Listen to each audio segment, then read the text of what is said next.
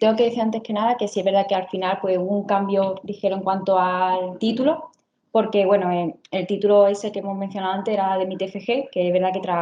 trabajamos con más profundidad muchos aspectos y aquí solo vamos a dar pues, unas pequeñas pinceladas realmente. Antes que nada, pues, vamos, en introducción, es verdad que desde hace mínimo unos 40 años el mundo académico tiene un gran interés por el mundo fenicio y eso ha dado lugar a que haya más conocimiento de su presencia tanto en el Levante peninsular como en el sur. Esto quiere decir que, por tanto, esa influencia, de alguna forma, tiene que extrapolarse al mundo académico, que ha sido el que se ha centrado mi trabajo fin de grado.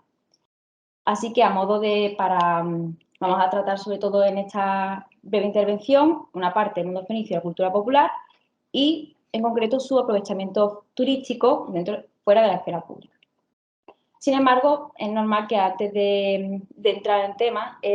la imagen que llega a la cultura popular de los fenicios nace de su construcción historiográfica, tanto del siglo XIX como hasta la actualidad.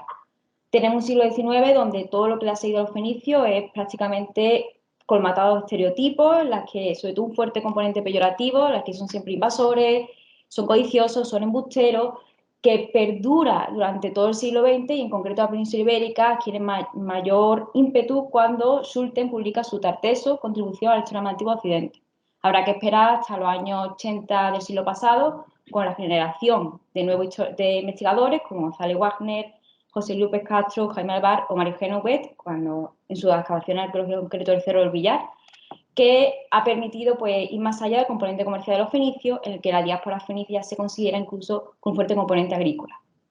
Por tanto, da lugar a una imagen más positiva de los fenicios en la que se les reconoce la creación de una red comercial por todo el Mediterráneo, así como la introducción de avances civilizatorios.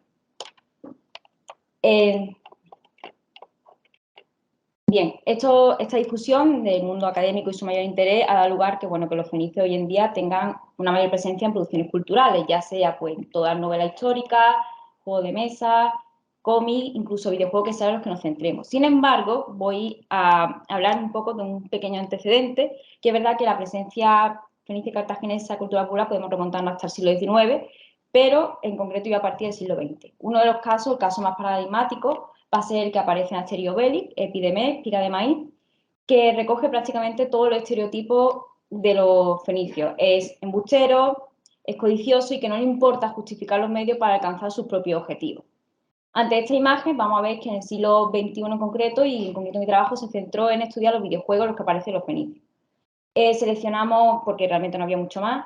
Humankind, Civilization VI, un DLC de Imperator New World, entre los cuales su estudio concluimos que, por una parte, si hubiera una evaluación más positiva de los fenicios, desaparece por completo ese componente más peyorativo. Sin embargo, es verdad que los estereotipos se perpetúan. Por una parte, van a tener un lugar secundario en comparación con Roma y Grecia,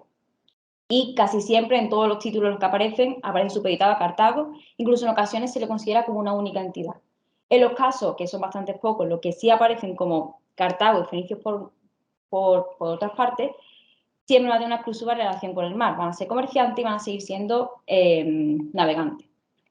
En concreto, todo este conjunto de conclusiones la podemos ver reflejada en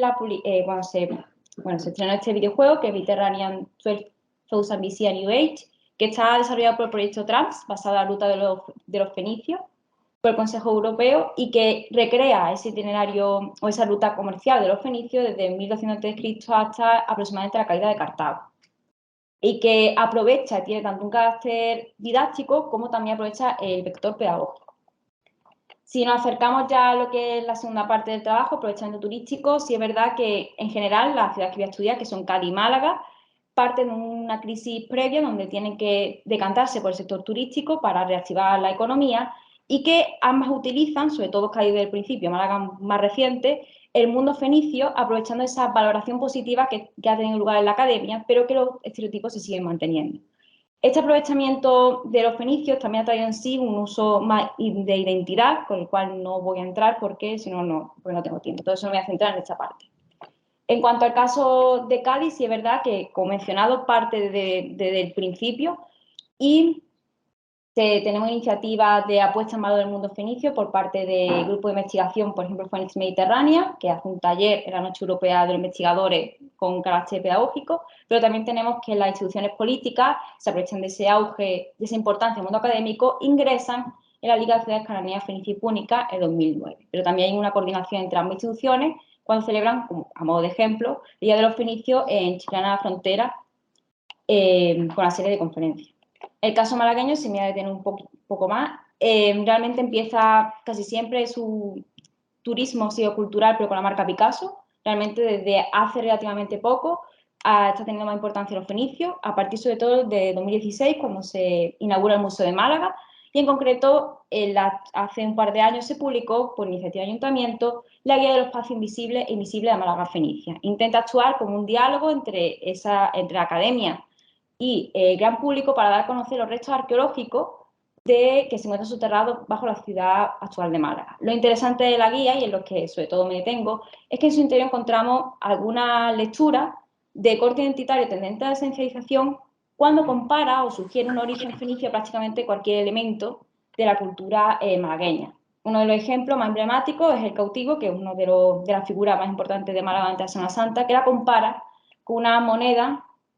que aparece en Mecario, el sol Shamas, sugiere esa comparación.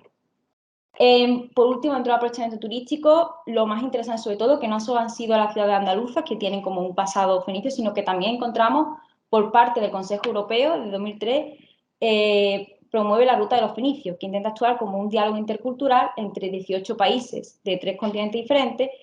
creando redes arqueológicas, antropológicas y naturales que se aprovechen desde el punto de vista turístico, como también desde el punto de vista pedagógico, como hemos visto en el caso del videojuego que se había desarrollado. Así que, así a modo de conclusión, es verdad que en general hay una valoración mucho más positiva de los fenicios, desaparecen por completo esos componentes peyorativos. Sí es verdad que en la historiografía observamos que se indaga más en la cuestión agrícola de los fenicios, se rompe por completo con cuando se la habían enmarcado en el mundo comercial. Lo que pasa es que es verdad que todo ese proceso que ha tenido la historiografía no se ha trasladado al mundo extraacadémico. Incluso eso también queda reflejado como en su aprovechamiento turístico. Sí es verdad que observamos que se vende una imagen muy buena de los fenicios, pero se siguen perpetuando también los elementos, los estereotipos de ellos mismos. Sin embargo, esto es solo una primera aproximación, ya no solo a lo que yo trabajo en mi TFG, sino que también en la cultura popular, porque series, videojuegos, bueno, videojuegos no, pero cine y tal, no se han tratado y que sean interesantes. Y pues eso.